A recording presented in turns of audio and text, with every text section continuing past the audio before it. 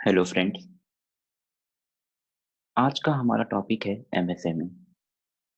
जैसा कि हमने देखा 13 मई 2020 को एमएसएमई सेक्टर के लिए काफी सारे बेनिफिट लेकर गवर्नमेंट आई है ड्यू टू कोविड 19। इससे पहले भी एमएसएमई को काफी डिफरेंट डिफरेंट स्कीम के थ्रू बेनिफिट दिया जा चुका है और आगे भी एमएसएमई को बेनिफिट दिया जाएगा। तो सबसे पहले हम ये समझते हैं ये एमएसएमई होता क्या है। एमएसएमई का इतिहास क्या है? तो एमएसएमई जो इंट्रोड्यूस किया गया था, वो इंट्रोड्यूस किया गया था 2006 के अंदर। क्या इससे पहले भी हम एमएसएमई थे? यस, एमएसएमई इससे पहले भी थे, लेकिन उनको स्मॉल स्केल इंडस्ट्रीज के नाम से जाना जाता था, जिसके बारे में सेंट्रल एक्साइज एक्ट 1944 बताकर चलता है। एसएसआई के रजिस्ट्रेशन के बारे में, उनके लिमिट के बारे में सब सेंट्रल एक्साइज एक्ट में आपको देखने को मिलता है। तो एसएसआई के बारे में सेंट्रल एक्साइज एक्ट के अंदर बताया जाता था। 2006 के में एमएसएमईडी एक्ट 2006 इंट्रोड्यूस किया गया। Micro small medium enterprise development act 2006।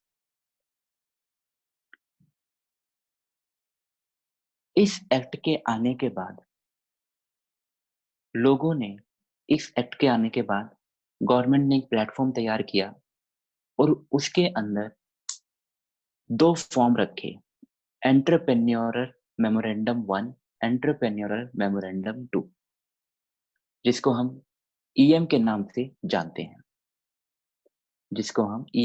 जानते हैं। ये एंटरप्रेन्योर मेमोरेंडम 1 और एंटरप्रेन्योर मेमोरेंडम 2 इंट्रोड्यूस किया गया था। तो एंटरप्रेन्योर मेमोरेंडम 1 के अंदर वो लोग रजिस्टर होते थे जो कि नया बिज़नेस स्टार्ट करना चाहते हैं। एंटरप्रेन्योर मेमोरेंडम 2 के अंदर जो एग्जिस्टिंग हैं और उनको एमएसएमई का स्टेटस चाहिए, तो वो एंटरप्रेन्योर मेमोरेंडम 2 के अंदर अपना रजिस्ट्रेशन करवाते थे।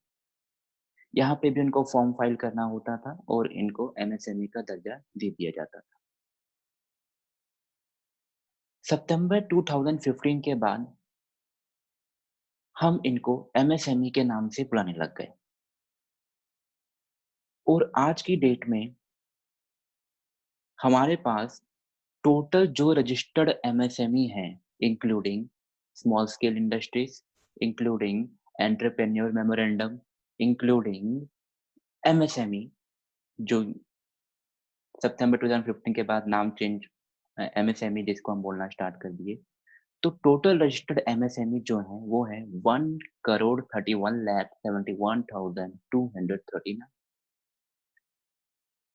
अप टू 2006 तक हम इनको स्मॉल स्केल इंडस्ट्रीज बुलाते थे और स्मॉल स्केल इंडस्ट्रीज में अप टू 2006 तक 15,63,974 ही यूनिट रजिस्टर्ड हुई थी। उसके बाद एंटरप्रेन्योर मेमोरेंडम के अंदर 2007 से लेकर 2015 तक 21 लाख 21,96,902 यूनिट रजिस्टर्ड हुई एंड सितंबर 2015 के बाद 94,10,363 यूनिट रजिस्टर्ड हुई। टोटल आज की डेट में रजिस्टर्ड एमएसएमई 1,31,71,239 हैं। अब इनको कई तरह के बेनिफिट गवर्नमेंट देती चली है। जैसा कि हमने देखा कि गवर्नमेंट ने एमएसएमई की डेफिनेशन तक चेंज कर दी है। तो वो डेफिनेशन चेंज करने से क्या-क्या बेनिफिट हुआ है, वो भी हम आपके साथ डिस्कस करेंगे।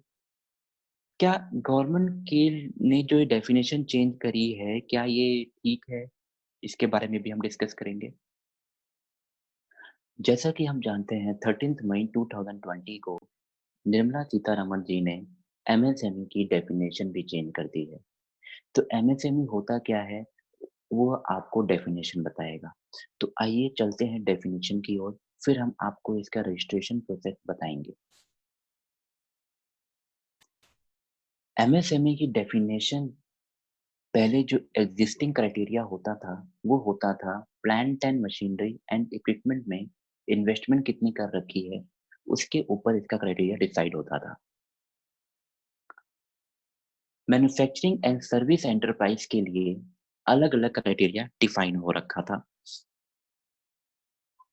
मैन्युफैक्चरिंग एंटरप्राइज हम कहेंगे, मतलब माइक्रो एंटरप्राइज हम इसको कहेंगे। अगर मैन्युफैक्चरिंग की पहले हम बात कर लेते हैं, तो माइक्रो, स्मॉल एंड मीडियम किस तरीके से डिफाइन किया गया है मैन्युफैक्चरिंग के अंदर। माइक्रो हम इन्वेस्ट मैन्युफैक्चरिंग के अंदर तब कहेंगे जब उसकी इन्वेस्टमेंट 25 लाख तक की है। स्मॉल तब कहेंगे जब उसकी इन्वेस्टमेंट 5 करोड़ तक की है। मीडियम तब कहेंगे जब उसकी इन्वेस्टमेंट 10 करोड़ तक की है। इसी तरीके से सर्विस एंटरप्राइज के अंदर अगर उसकी इन्वेस्टमेंट इक्विपमेंट में 10 लाख तक की है, स्मॉल में 2 करोड़ तक की है, मीडियम में 5 करोड़ तक की है, तो इस तरीके से पहले इसका क्लासिफिकेशन किया जाता था। बाद में 13 मई 2020 को जो हमने एमएसएमई की डेफिनिशन देखी, उसके अंदर क्या चेंज किए गए हैं, आइए वो डिस्कस कर लेते हैं। सबसे पहली बात इसके अंदर चेंज ये किया गया है कि इन्वेस्टमेंट के साथ-साथ टर्नओवर को भी बेस माना गया, पहली चीज़। दूसरा ये किया गया कि मैन्युफैक्चरिंग और सर्विस एंटरप्राइज़ को दोनों को एक ही कैटेगरी में रखा गया। तीसरा ये किया गया कि यहाँ पे लिमिट को एनहांस किया गया ताकि ज़्यादा से ज़्यादा यूनिट को इसका बेनिफिट मिल सके। तो चलिए डिस्कस कर लेते हैं। तो मैन्युफैक्चरिंग और सर्विस को एक ही कैटेगरी में रखा है और माइक्रो तब कहेंगे जब उसकी इन्वेस्टमेंट 1 करोड़ रुपए तक की है एंड टर्नओवर 5 करोड़ रुपए तक की है। स्मॉल तब कहेंगे जब उसकी इन्वेस्टमेंट 10 करोड़ रुपए तक की है एंड टर्नओवर 50 करोड़ रुपए तक की है। मीडियम तब कहेंगे जब उसकी इन्वेस्टमेंट 20 करोड़ रुपए तक की है एंड टर्नओवर 100 करोड़ रुपए तक की है। तो जो भी इन्वेस्टमेंट है, यहाँ पे जो भी इन्वेस्टमेंट जैसे हमने देखा 1 करोड़, 10 करोड़, 20 करोड़, 1 करोड़, 10 करोड़, 20 करोड़, जैसे-जैसे है उसका 5 टाइम टर्नओवर भी है। 20 करोड़ का 5 टाइम 100 करोड़, 10 करोड़ का 5 टाइम 50 करोड़, 1 करोड़ का 5 टाइम 5 करोड़। यानी कि इन्वेस्टमेंट के साथ-साथ आपका 5 गुना टर्नओवर भी होना चाहिए, तभी आपको ये माइक्रो, स्मॉल और मीडियम एंटरप्राइज़ कहा जाएगा और आप वो बेनिफिट ले सकते हैं जो गवर्नमेंट बेनिफिट एमएसएमई सेक्टर को देती है। अब ये डेफिनिशन चेंज करने की गवर्नमेंट को क्या आवश्यकता पड़ी? गवर्नमेंट ने ये डेफिनिशन चेंज किया। इसमें जो लिमिट बढ़ाई गई है उनसे काफ़ी सारे सेक्टर्स को और यूनिट्स को फ़ायदा मिलेगा, क्योंकि एमएसएमई सेक्टर जब ग्रो करने के लिए आगे बढ़ती थी, तो उनको ये डर रहता था कहीं मैं लार्ज एंटरप्राइज़ ना बन जाऊँ और लार्ज एंटरप्राइज़ बनते ही जो एमएसएमई को बेनिफिट दिए जाते हैं, वो बेनिफिट उसको नहीं मिल पाएँगे। तो इस वजह से ये लिमिट को एनहांस किया गया है ताकि वो एमएसएमई ग्रो कर पाएँ और जो भी उनको बेनिफिट एमएसएमई सेक्टर को दिए जाते हैं, वो उन बेनिफिट को भी अवेल कर पाएँ।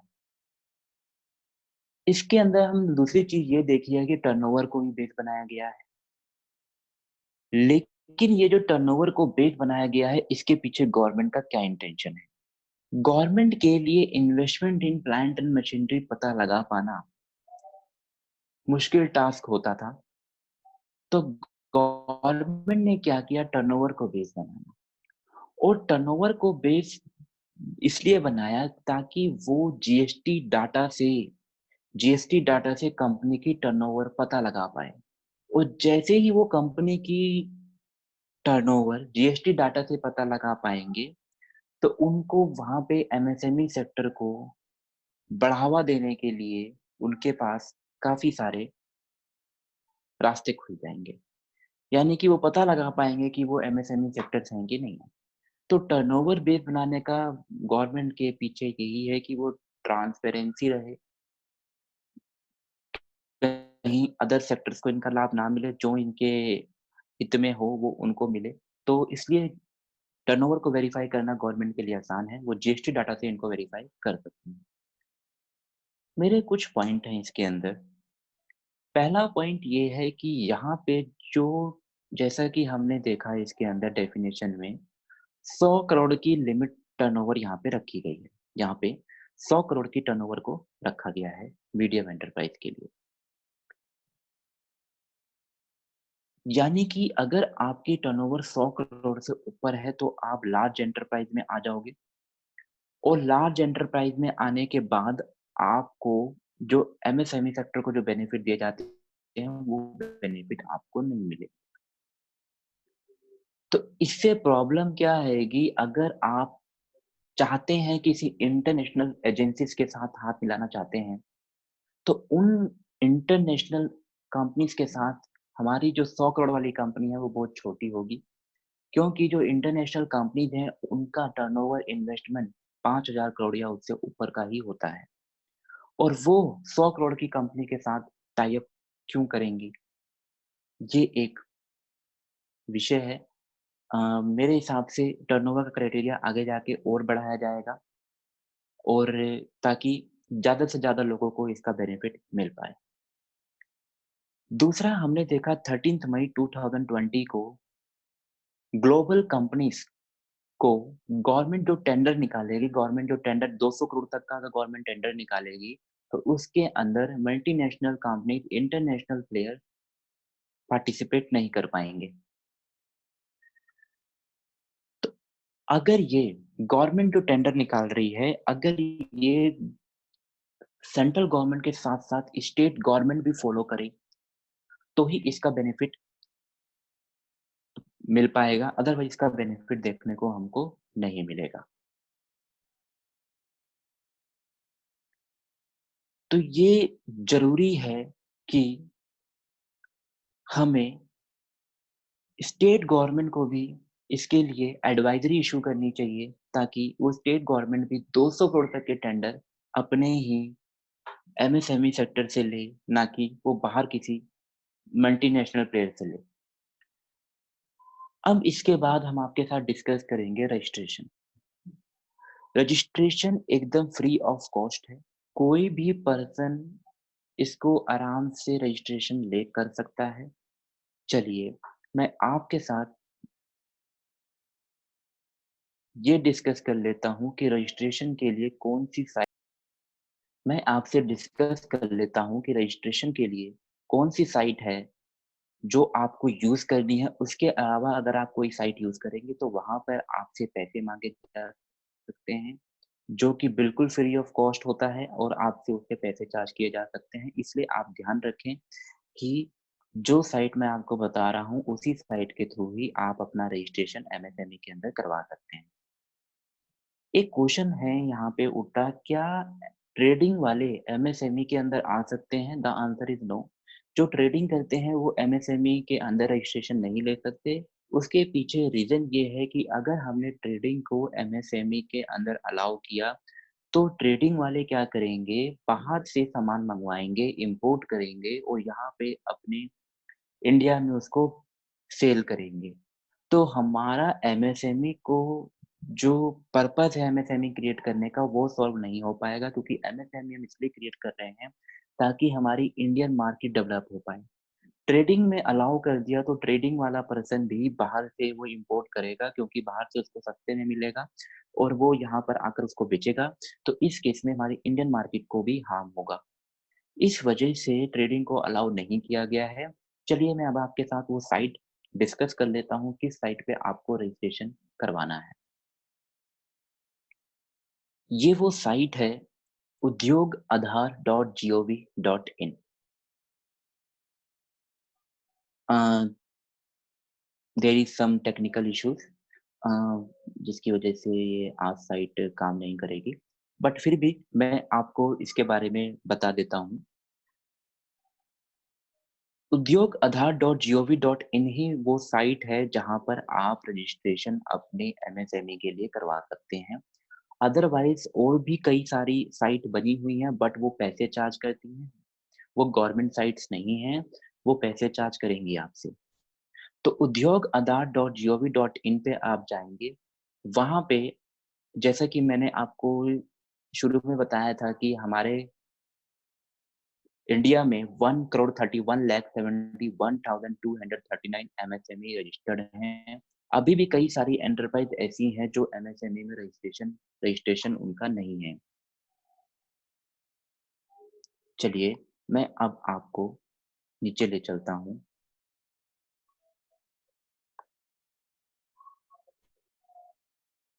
यहाँ पे आप अपना रजिस्ट्रेशन का प्रोसेस कर सकते हैं। जैसा कि ऊपर दिखाया कि साइट सर्वर प्रॉब्लम होने के कारण हम इसको अभी आगे इसको कंटिन्यू नहीं कर पाएँगे। बट फिर भी मैं आपको यहाँ पर बता देता हूँ कि आप कैसे इसको स्टार्ट कर सकते हैं।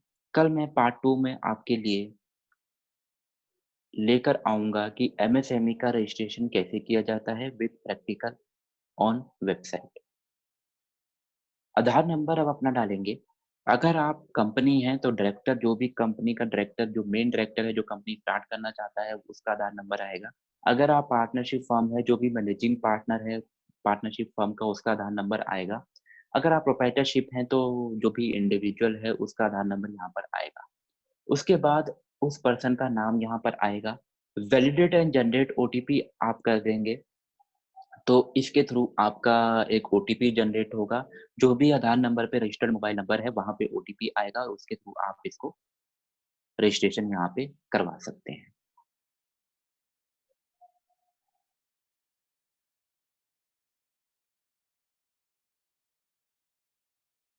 इसमें फॉर्म में कुछ फिल करने के लिए आपको बोला जाएगा, वो कल मैं आपके साथ डिस्कस करूँगा।